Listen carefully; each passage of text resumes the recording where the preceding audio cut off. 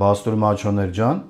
մենք պատրաստել ենք միասին քսովի բաստուրմայի չամանը, հիմա մի հատ նայենք ինչ վիճակի մեջ է չամանը։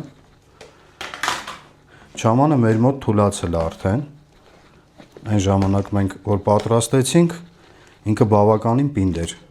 չամանի միջից հանել ենք միսը, որը որ արդեն թորացել է,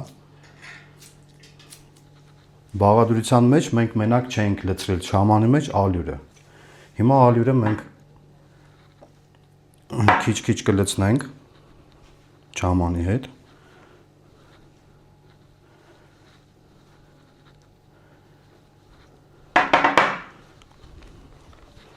ձեռքով խառնում ենք, իրան պետք է պնդացնենք արդեն։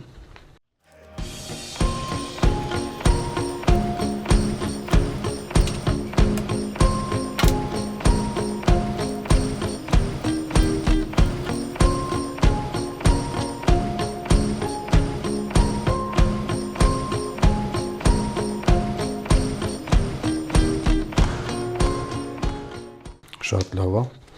Մենք կթողենք չամանը, կես ժամ կթողենք չամանը կպնդանա ու կքսենք մեր բաստուրմայի վրա։